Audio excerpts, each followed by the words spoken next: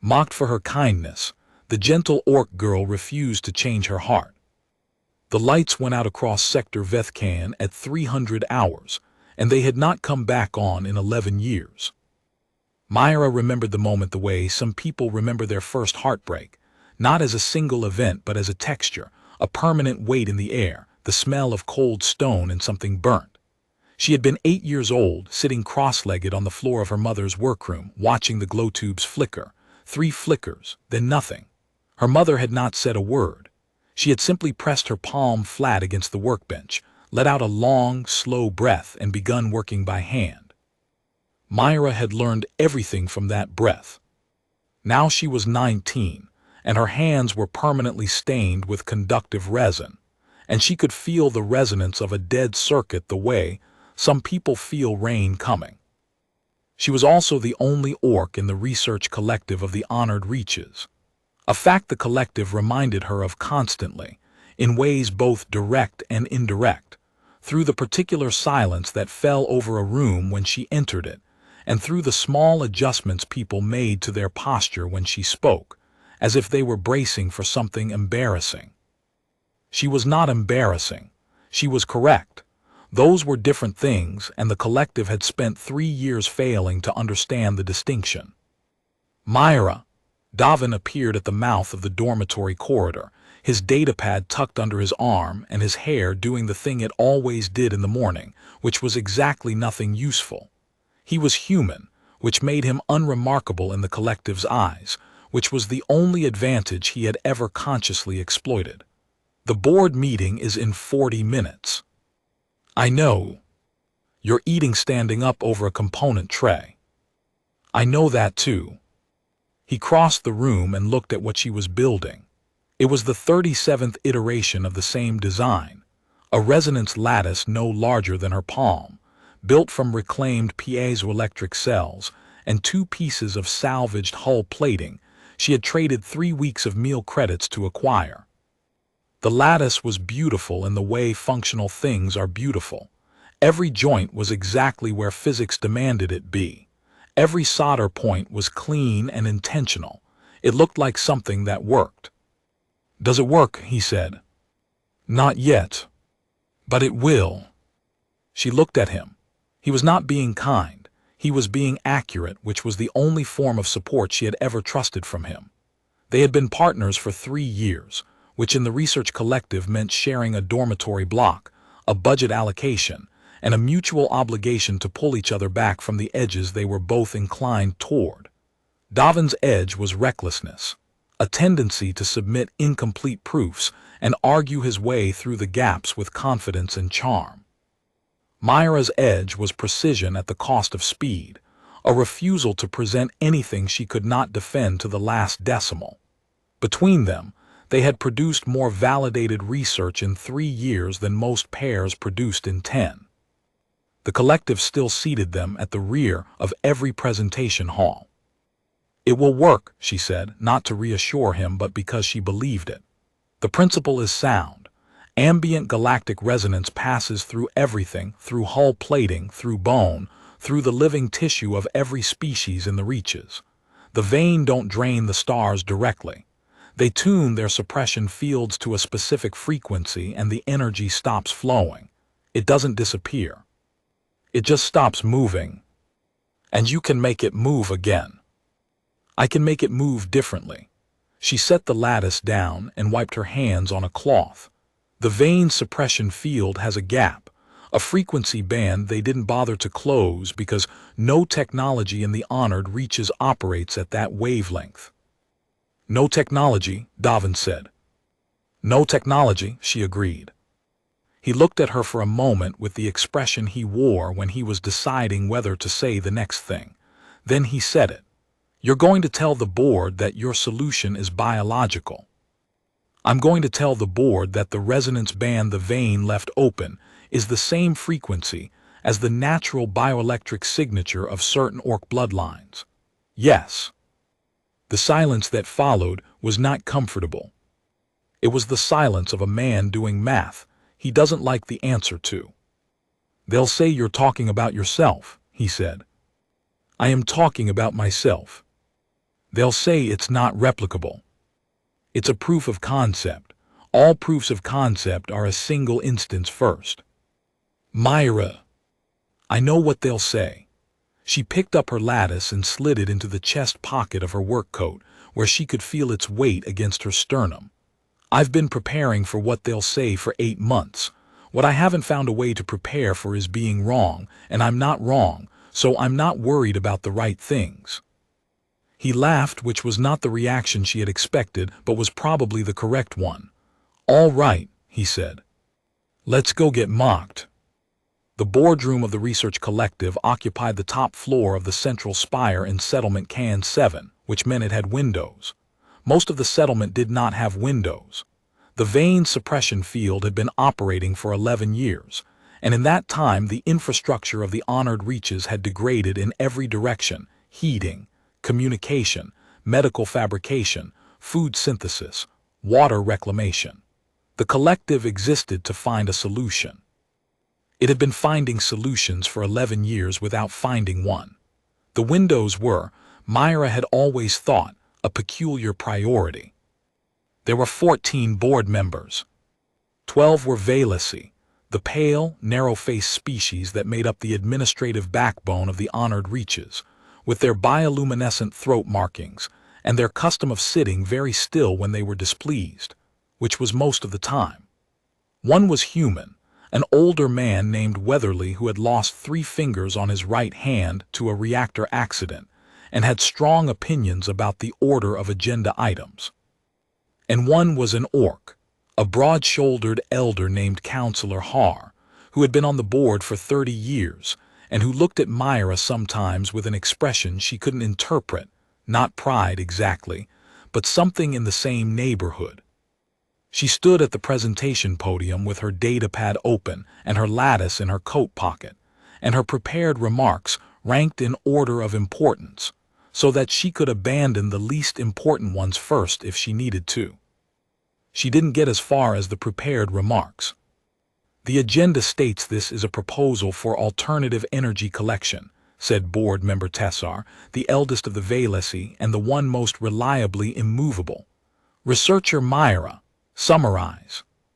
The vein suppression field operates across a spectrum of 17 known frequencies, Myra said.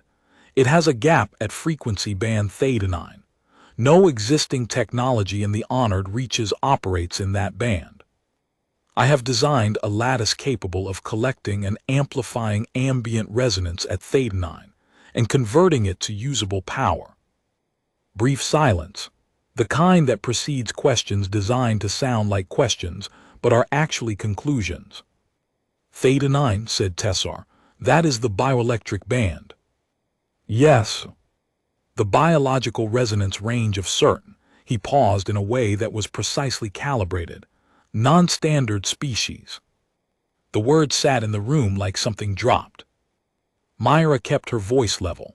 The lattice I've designed requires an initial calibration signal in the theta-9 band.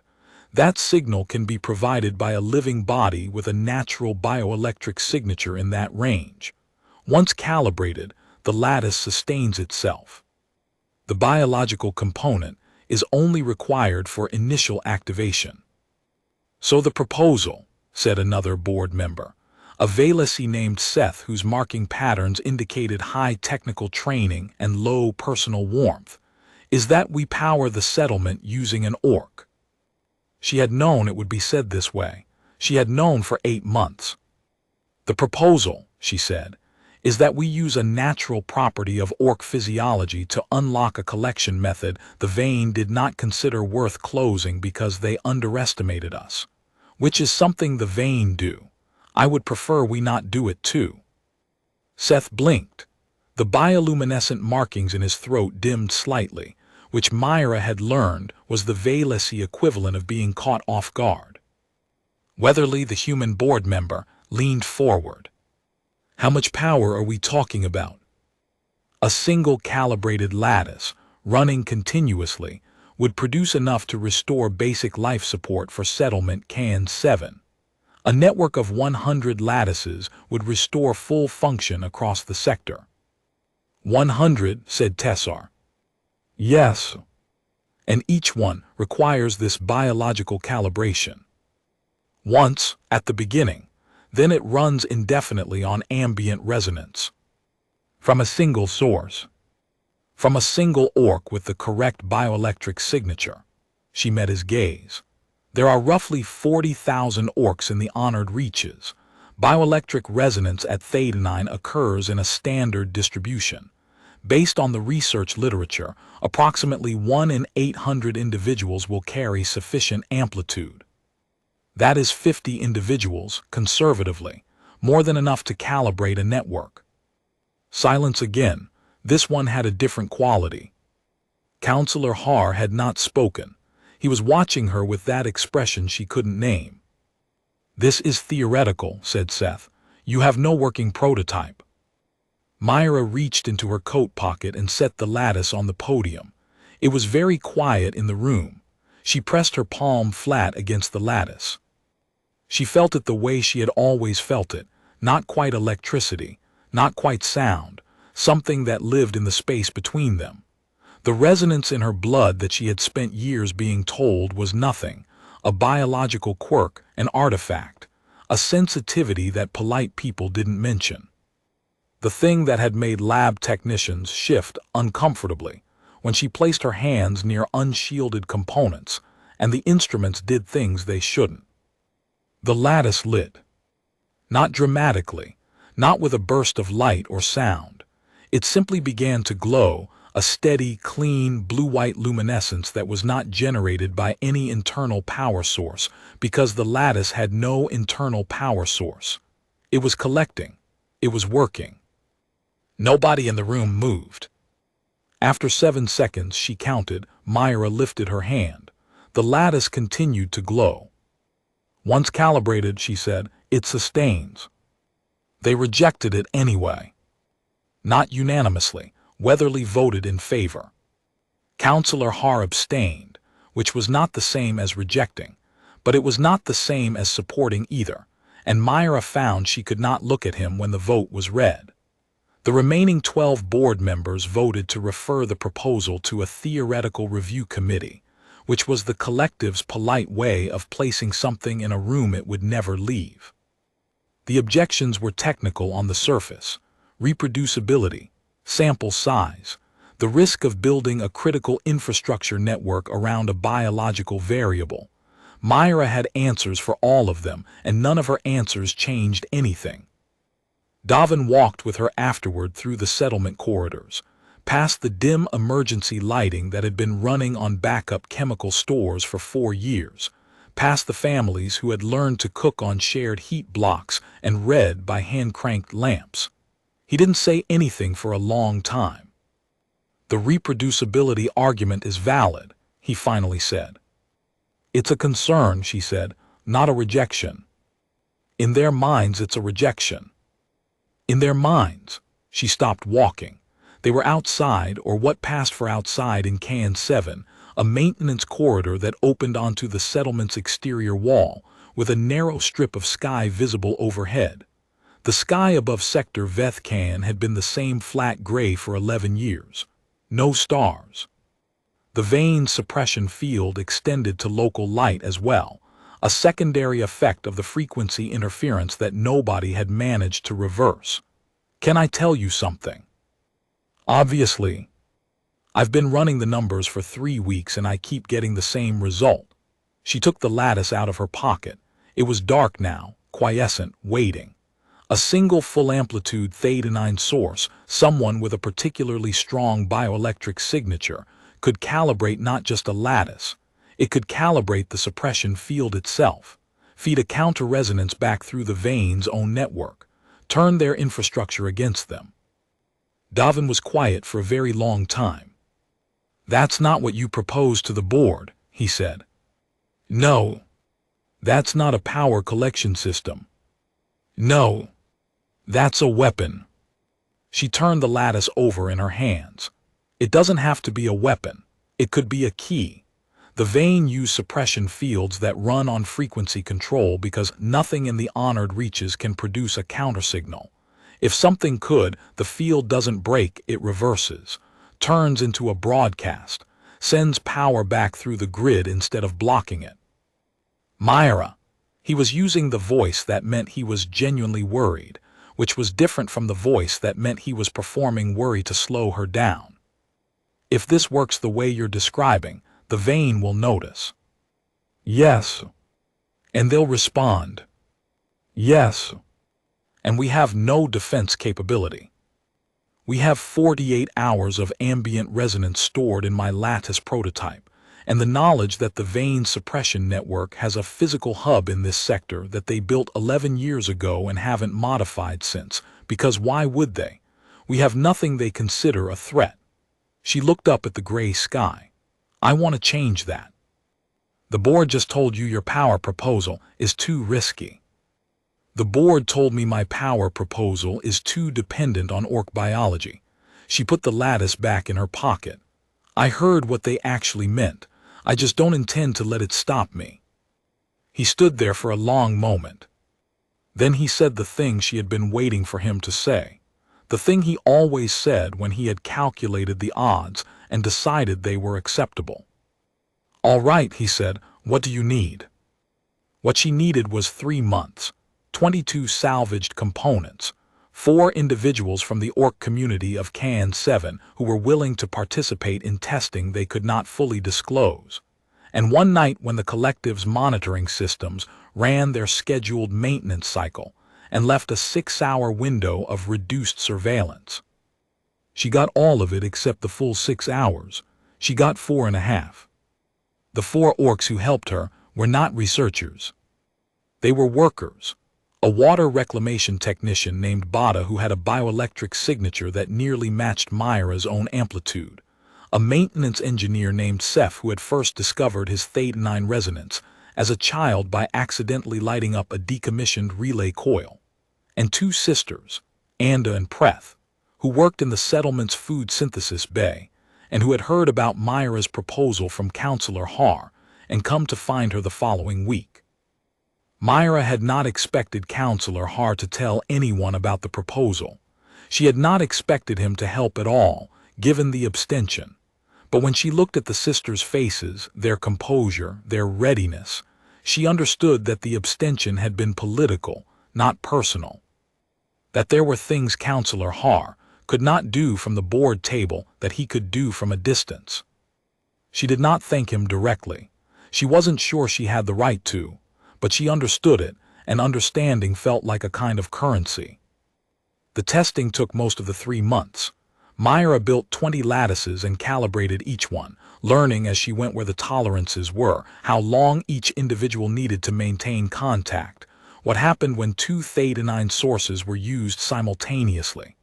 The answer to that last question was the most important one. 2 sources didn't double the output. They amplified it, not linearly, multiplicatively. She rebuilt her calculations the night she confirmed it, sitting on the floor of the storage bay they had been using, the failed lattice iteration stacked around her like a small city of silver and gray.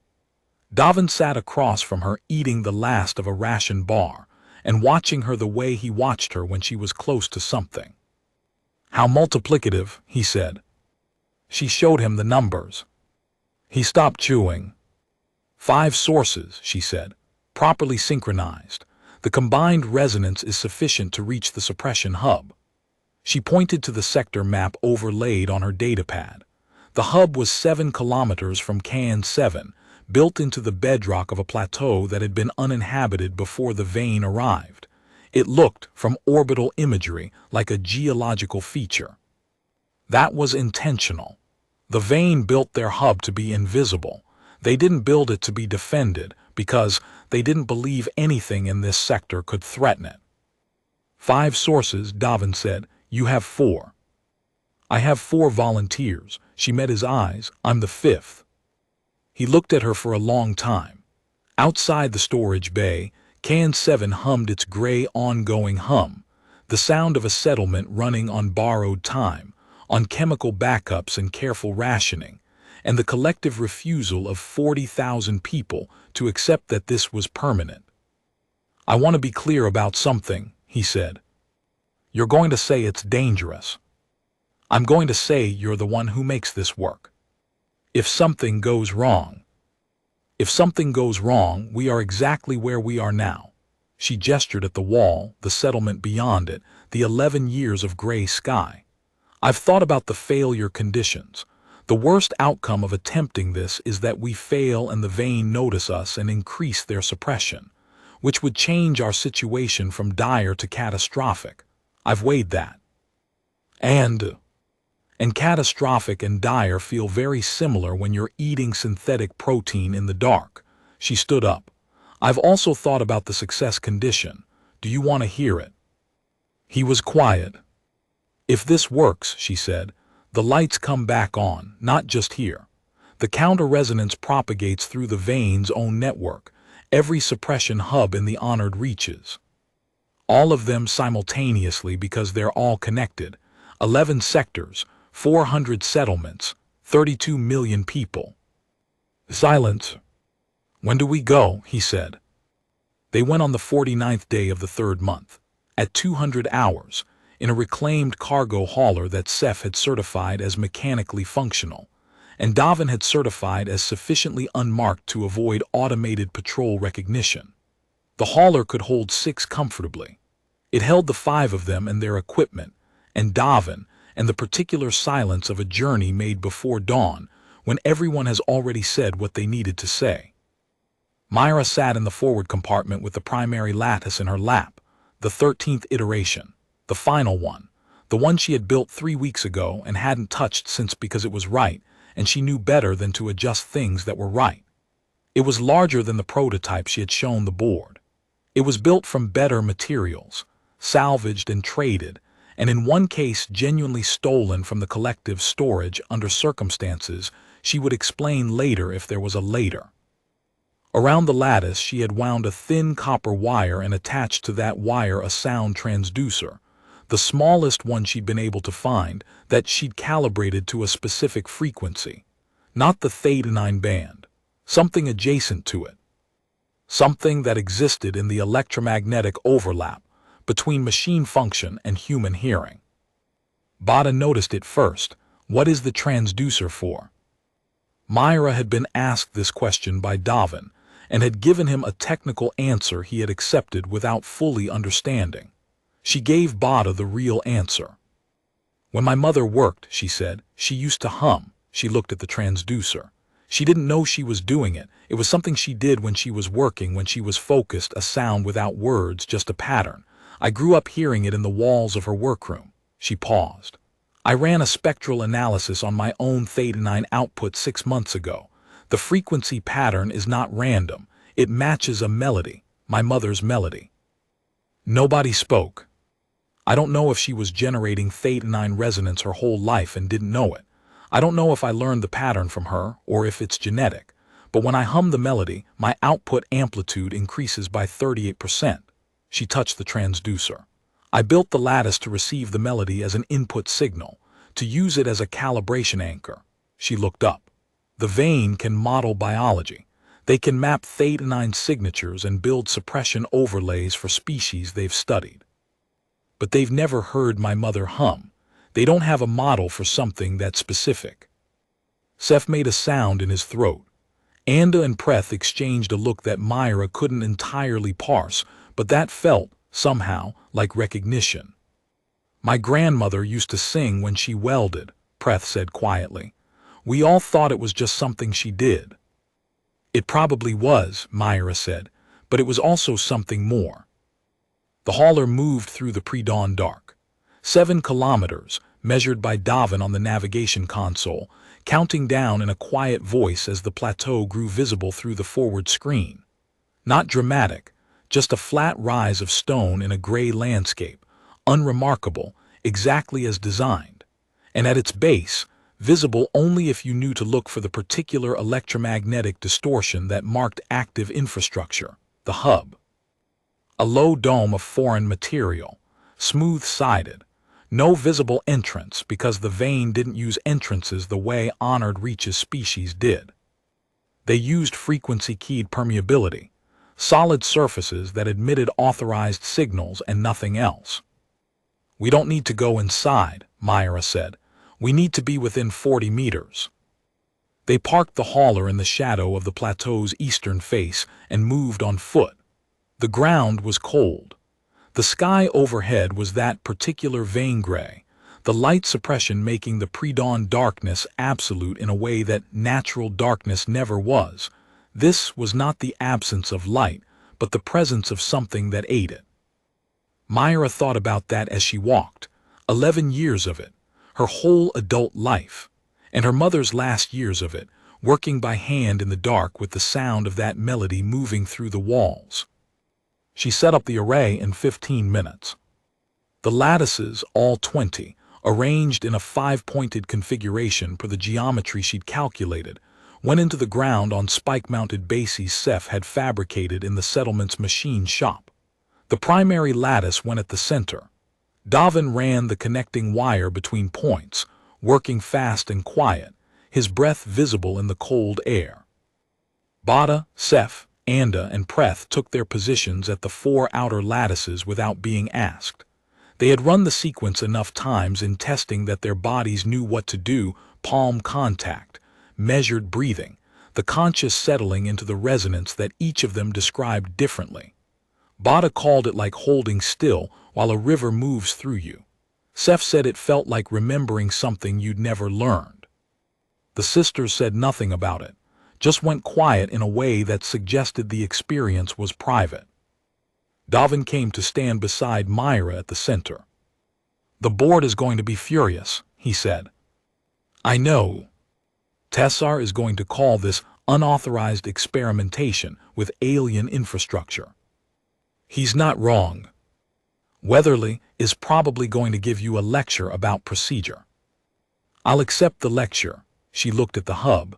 The electromagnetic distortion was stronger up close, a visible shimmer at the edge of perception, the eye trying to resolve something that light could not quite properly render. Davin. "Yeah. If this doesn't work, it'll work. If it doesn't."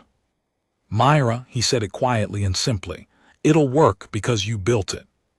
And because you've been right about everything for 3 years, and the only variable that ever changed the outcome was whether or not people listened to you." He paused. "I'm listening to you. They're listening to you." He gestured at the 4 at the outer points. "That's enough for now." She looked at him for a moment. Then she pressed her palm to the primary lattice.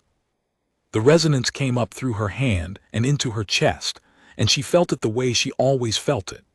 The frequency that lived in her blood, in the bioelectric quiet of her cells, the same pattern her mother had hummed without knowing, the same sound that had played in the walls of the workroom during all those years of dark and careful, stubborn work. She hummed. It wasn't loud, it wasn't dramatic. It was the shape of something she had known since before she could name it, a simple rising pattern, 3 notes ascending and then a held fourth, the sound her mother made when the solution was close, when the hands knew what to do even when the mind was still catching up. She felt the lattice respond, felt it pull the resonance out of her the way a wire pulls current, not draining, not exhausting, but channeling, using what was already there.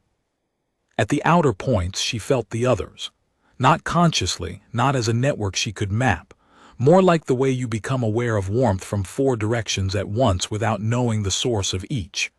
Bada's signal was deep and steady, like a foundation. Seth's was quick and bright, almost nervous.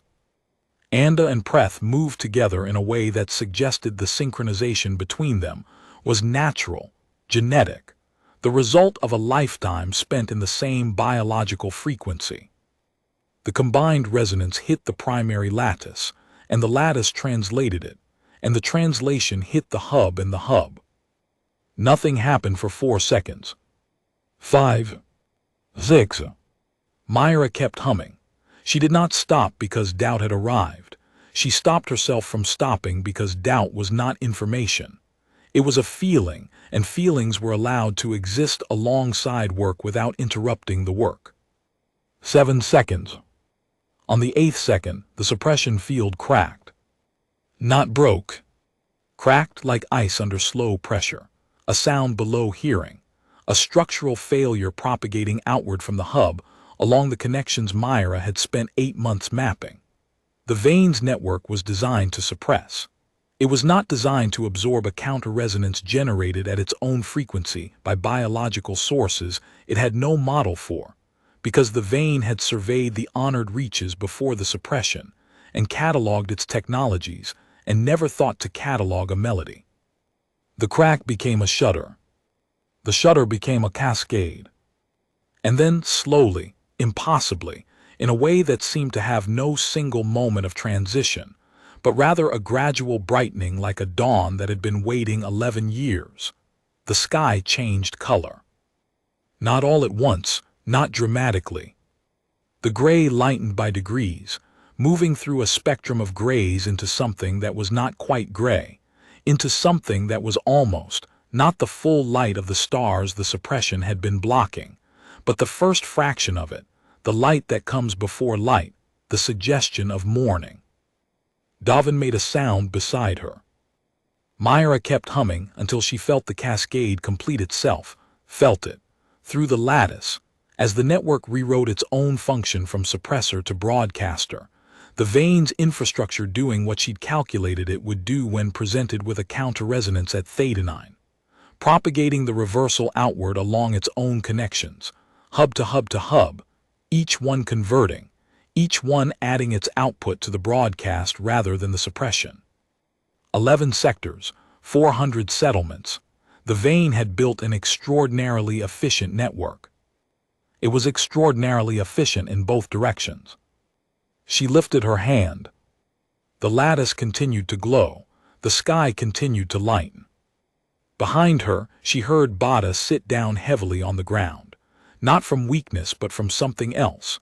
The same sudden release of tension that she felt moving through her own legs, the body's honest acknowledgement of how long it had been holding itself together. Anda said something in a dialect Myra didn't recognize, and Preth answered, and whatever they were saying had the particular cadence of something spoken to the sky rather than to each other. Davin was looking straight up. "The stars," he said. She looked up too. They were coming back slowly, not all at once, not a sudden brilliant field, but one by one and then in clusters, the way stars appear when you've been watching long enough for your eyes to adjust. The vein suppression had blocked the light for 11 years. The counter-resonance was propagating at the speed of the network. It would be an hour before full propagation reached the furthest hub. But here, now, above this plateau, the gray was receding. "My mother," Myra said and stopped. She hadn't meant to say it. It was not a statement designed for anyone, not a complete thought. It was just the thing that rose to the surface when the lights came back on. Davin didn't ask her to finish it. He understood, probably, that the sentence wasn't unfinished. It was complete the way some sentences are complete even without an ending. Her mother, who had worked in the dark, who had hummed without knowing why, who had placed her palm flat on a workbench and taken a long, slow breath and continued. Her mother, who had given her the frequency. The sky above Sector Vethkan was turning, for the first time in 11 years, from gray to something else. The collective's response arrived in 4 parts, in the following order. First, the communication towers came back on. The suppression field had been blocking long-range signal as well as light and power. And within 40 minutes of the cascade completing, CAN 7 was receiving transmissions from across the honored reaches. Most of them were wordless. They were sounds, collective sounds, the kind that mass numbers of people make when something impossible happens to them. Not words, just the raw vocal output of 32 million individuals experiencing, simultaneously, the thing they had stopped believing was coming. Second, Weatherly called Davin on a personal frequency and told him that the board was convening an emergency session and that Myra should be prepared for a range of responses from extremely formal appreciation to formal censure, and probably both in the same meeting. Third, Tessar called Myra on a different frequency and told her, with the precise neutrality of someone choosing every word at great personal cost, that the unauthorized use of collective resources and the unilateral action against active alien infrastructure was a serious procedural breach. And then he stopped. And in the pause, Myra heard what she had learned over 3 years to hear in the particular silences of the collective's senior board members, the shape of something they were not going to say out loud in official communication, but that they would find other ways to convey. He was not going to thank her. He was going to reprimand her. The reprimand would be formal and thorough, and entirely nominal. "I understand," she said. "Good," said Tessar, with the inflection of a man who has been surprised and would prefer not to admit it. Fourth, and privately, Counselor Har came to find her at the hauler, where she and Davin and the others were waiting for the settlement to send transport. He came alone and on foot across the plateau, walking with the particular economy of motion that very old orcs develop, nothing wasted, nothing hurried, everything placed with intention. He stopped in front of her and looked at her for a long moment. She looked back at him. "Your mother," he said, "was a water reclamation engineer in Can 3, before the suppression."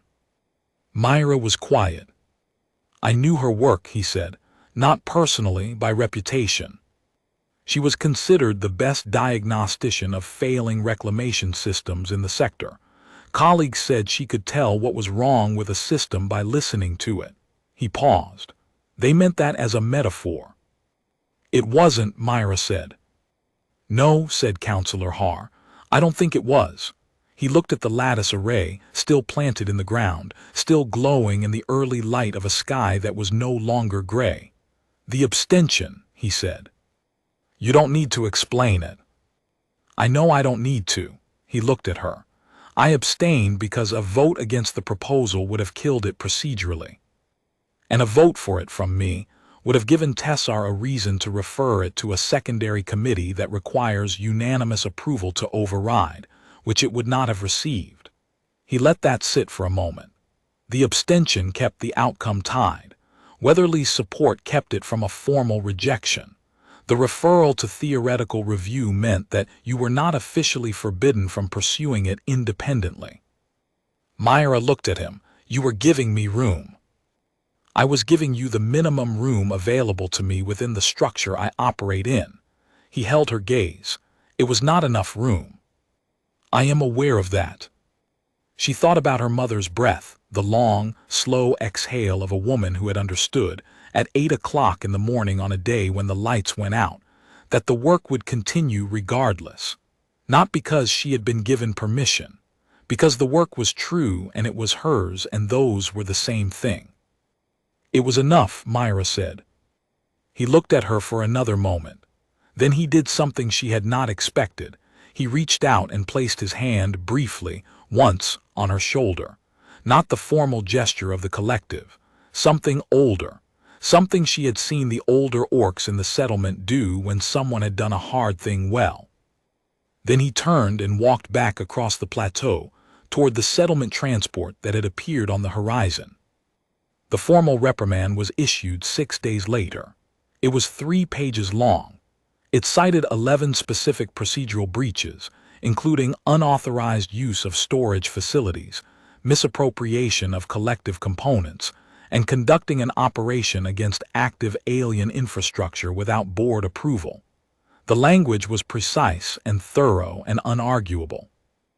Below the formal reprimand, in a separate document issued the same day, was the collective's announcement of the Can 7 Energy Restoration Initiative, which officially credited the breakthrough to an independent research effort utilizing novel bioelectric applications. The initiative received the board's unanimous approval, including Tessar. Myra read both documents at her workbench. She had the lattice in front of her, not the array which had been collected and catalogued, but the original prototype, the 13th iteration, the one she had carried for 3 years in her coat pocket until it was more worn than her hands.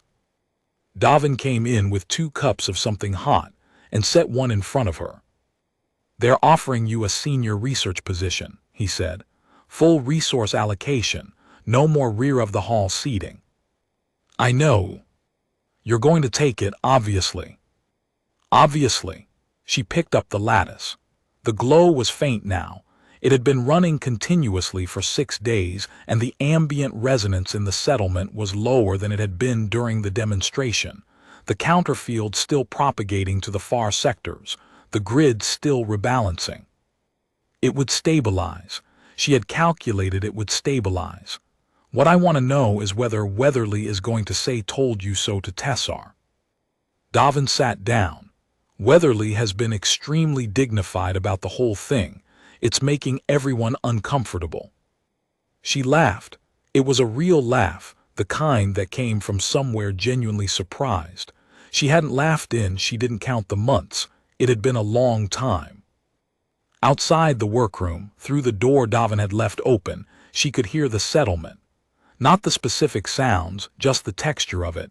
The difference between 40,000 people managing a managed shortage and 40,000 people living in a restored system. It was a small difference. A difference of degree, of energy, of the particular ease that people carry when they are not conserving everything. She had grown up in the managed shortage. She wasn't sure she had known, until now, that the other sound was different. She set the lattice down and opened a new design file on her datapad. The grid was restored. The vein suppression network had been converted, but the vein would respond eventually. They always responded eventually, and when they did, they would come with a new frequency, a new suppression model, a new understanding of what they had underestimated. She was already thinking about the next problem. "What are you building?" Davin said. She turned the datapad so he could see the first rough sketch. A secondary lattice architecture, more complex than the first, designed for a different application. Not power collection, not frequency reversal. Something she had thought about on the hauler on the way back in the gray pre-dawn before the sky changed. "A communication system," she said. "Theta 9 band. If my mother could transmit that frequency without knowing it, other orcs can too. Not just in the honored reaches, anywhere Theta 9 biology exists, which is anywhere the vein have suppressed, because the vein suppressed every world with similar conditions, and those conditions correlate with similar biology." She looked at the sketch. The vein's network doesn't just connect the honored reaches. It connects everyone they've suppressed, if we can transmit at Theta 9. "You want to talk to them," Davin said slowly. "I want to let them know we're here." She looked up. The vein left a gap in their field because they thought nothing in it had a voice. "I want to find out who else was told they had nothing to say." He was quiet for a long time. Then he picked up a stylus and reached across to the datapad and drew a small addition to the sketch, a modification to the receiver architecture that improved the signal-to-noise ratio. A small thing. Right.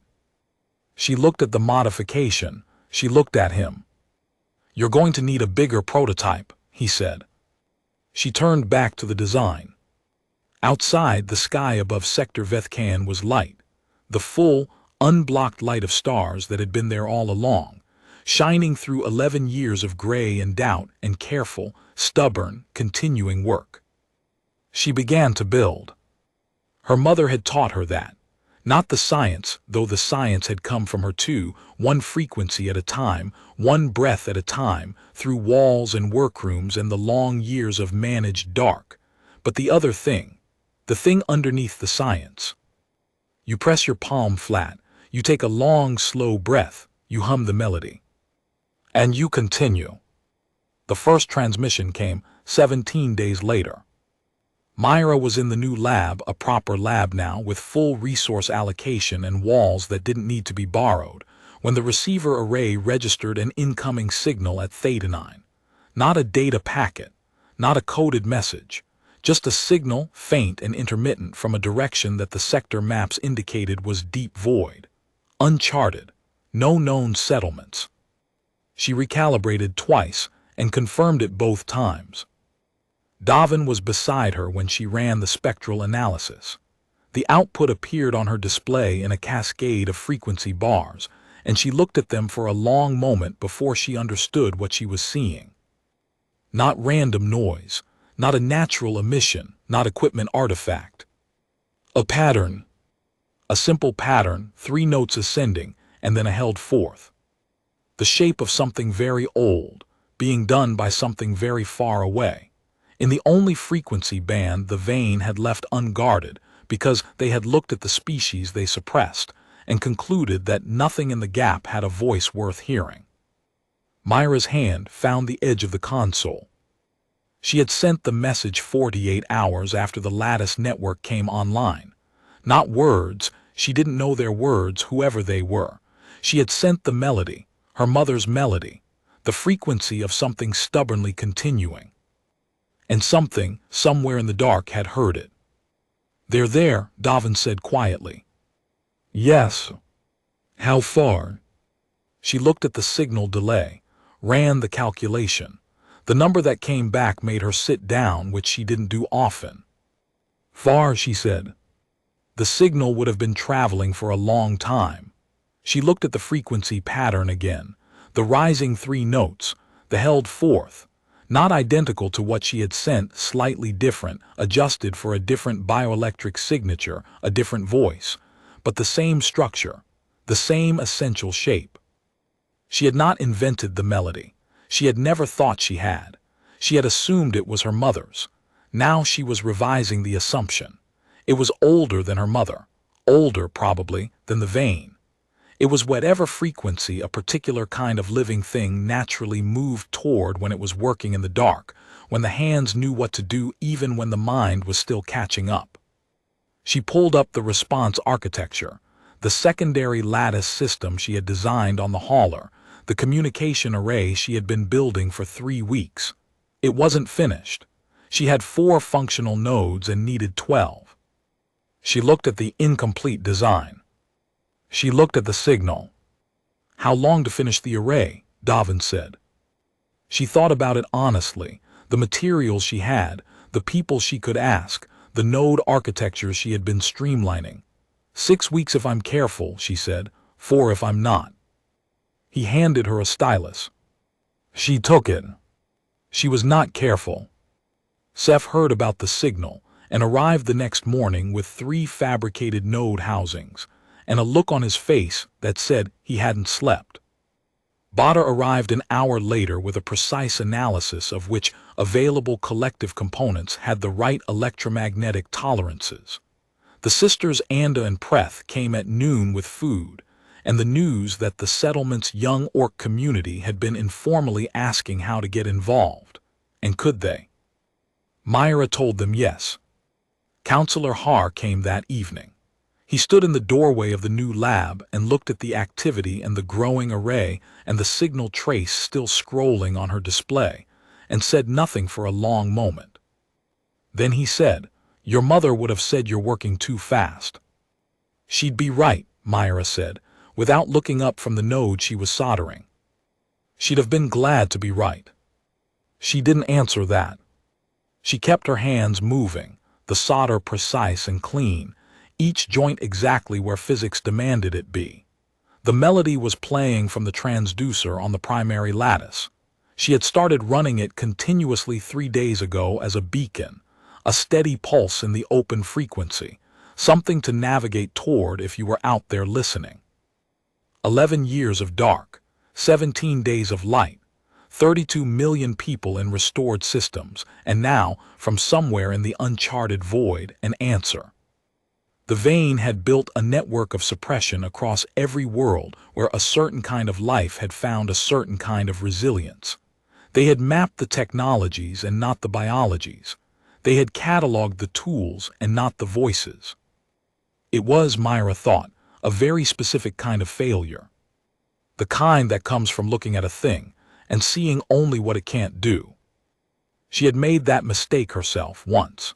In the early months when she had cataloged her own resonance as an anomaly, a quirk, something adjacent to science rather than science itself. She had believed, for longer than she was comfortable admitting, the ambient institutional suggestion that the thing she was most specifically herself was the thing least worth being. She had been wrong, she knew better now. The node was done. She set it in its mounting, clipped the connector, and reached for the next one. Davin was at the communication array's frequency modulator.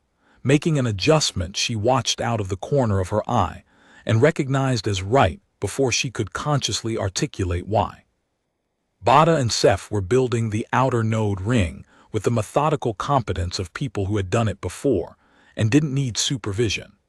Anda was running cable and Preth was logging the specifications, and Counselor Har had moved into the room and was reading the signal analysis on the secondary display with the concentration of someone who intended to understand it. The settlement outside was running on full power for the first time in 11 years. The lights were on. The water reclamation was operating at design capacity. The food synthesis bays were back at full function. The communication towers were alive with transmissions from across the honored reaches. The ongoing noise of 32 million people relearning what it sounded like to live in a functioning world. None of that was done. None of it would stay done without maintenance, monitoring, ongoing calibration. The vein would respond eventually. They would come with new frequencies, new models, new certainty that what they had underestimated was still underestimatable. Myra intended to keep being the thing they hadn't modeled.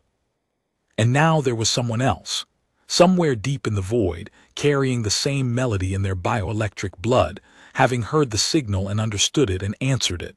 They were there, waiting probably, working probably, holding their own version of a lattice and their own version of a dark and their own version of a mother's sound passing through the walls. She would reach them. She had calculated she would reach them. The array took 26 days. On the 27th day, at 300 hours, the same hour, she noted, that the lights had gone out 11 years before, she activated the full communication array and sent the transmission. Not just the melody this time. The melody and then the mathematics, the frequency specifications, the lattice architecture, everything she had built, everything she had learned, everything her mother's hands had moved toward in the dark without knowing what they were reaching for. She sent it all, clean, complete, every derivation shown. Then she put her palm flat on the lattice and held the frequency and waited. The response took 4 hours and 11 minutes. When it came, it was not the melody. The melody had been a greeting, a recognition signal, a proof of presence. What came back now was something larger, a data structure she needed 2 days to fully parse, built in a mathematical framework that was recognizably science even when the notation was entirely foreign, describing a lattice architecture she had not considered, operating on a principle adjacent to her own but extended, developed, refined by minds that had been working in their own dark for their own span of years. They had not been sitting still. They had been building. Davin read the data structure over her shoulder and said nothing for a long time. Then he said, "They've solved the phase problem." "Yes." "The thing you've been stuck on for 2 weeks." "Yes." He was quiet again. "There are more of them," he said. It was not a question. The data structure contained metadata she had started decoding, and the network topology it implied was not 2 isolated worlds. It was dozens of worlds, and the signal delay from the furthest suggested they had been networked for longer than the vein suppression had existed in the honored reaches. The vein had been suppressing worlds with Theta 9 biology for a very long time, and for a very long time, those worlds had been, in the only frequency band available to them, talking to each other. Myra thought about that, about what it meant for the vein's certainty, about what it meant for every institutional voice that had looked at a particular kind of living thing and concluded that the gap it occupied wasn't worth closing. She thought about her mother. She pulled up the response template she had prepared, the mathematical notation she had developed to bridge her own framework to whatever framework they were using, a pidgin language of physics built from first principles, and the assumption that physics was the same everywhere. She loaded the phase problem data they had sent and began working through it. "You're smiling," Davin said. She hadn't noticed. She let it stay. "They've been waiting a long time," she said. "I don't want to make them wait any longer." She pressed her palm to the lattice. She hummed. The array lit up like a constellation, all 12 nodes, alive and connected and reaching outward into the frequency band the vein had dismissed, the band they had looked at and seen only silence in, because they had never considered the possibility that silence was simply a different kind of speech. The signal went out. Somewhere in the dark, 32 million people were living under restored skies. Somewhere further in the dark, an unknown number of worlds were carrying the same frequency in their cells, waiting, working, continuing. Myra kept building. Her mother had taught her that. You press your palm flat, you take a long, slow breath, you hum the melody. And you continue. The third transmission came from a direction she hadn't expected. Not from the deep void. From within the honored reaches themselves. From a sector so thoroughly suppressed that the collective's maps had listed it as uninhabited for 30 years, which had always struck Myra as an odd designation for a place the vein had considered worth building a suppression hub over. The signal was faint, compressed, and clearly being generated by a very small array with very limited power. But the carrier frequency was thetanine, and the mathematical structure underneath it was recognizable, not the same framework as the deep void contacts, not her own architecture exactly, but something that had evolved in parallel toward the same principles. She stayed up the entire night parsing it. Davin fell asleep at the secondary console around 200, and she left him there, covering him with her work coat because the lab ran cold, and continued alone in the particular silence of late-night problem-solving that she had spent most of her life inside. By morning she had a translation. The signal was from a single individual, a researcher, she thought, from context, who had been working in isolation for what she estimated was 6 to 8 years. The message was not a greeting. It was not a test signal. It was a finished technical paper, compressed into a carrier signal and broadcast into the only available frequency in the hope that someone would be listening. The paper described a method for extending lattice stability under active vein suppression during a period of frequency shift. The exact problem Myra had spent the last week calculating contingencies for. She read it twice.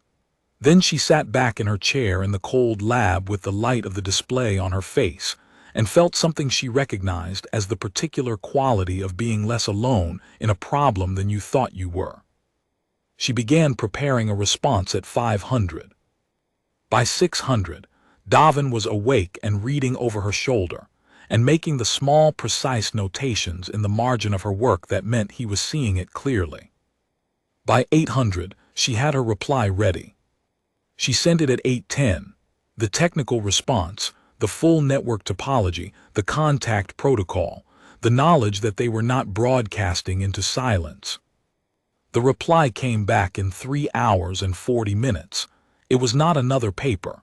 It was a single short transmission, barely enough bandwidth to carry. We have been transmitting for 4 years. We did not know if anyone could hear. She typed back, "We hear you. We are building something. We would like your help."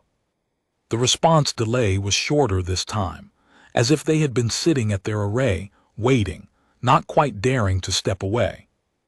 "Yes, tell us what you need." Myra looked at the message for a long time. Then she pulled up the full architecture of what she was building, not just the communication array now, not just the power network, but the larger thing she had been sketching for 3 weeks in the margin of her technical notes, the thing she had not named yet because naming something too early gave it a shape before you understood what shape it needed to be.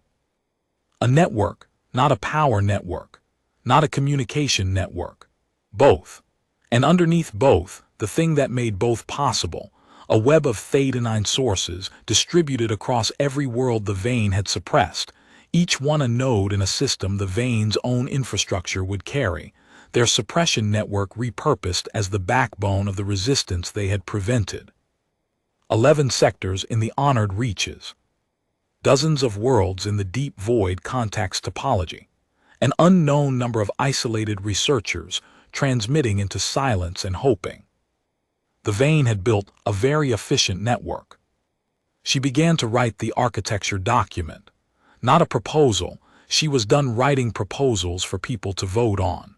A design. Clean, complete, every derivation shown, built to be handed to every isolated node and every Theta-9 source who wanted to build toward it. Davin read the first section over her shoulder and said nothing for a while. "That's not a counter-suppression system," he said eventually. "No. That's a civilization." She looked at the document.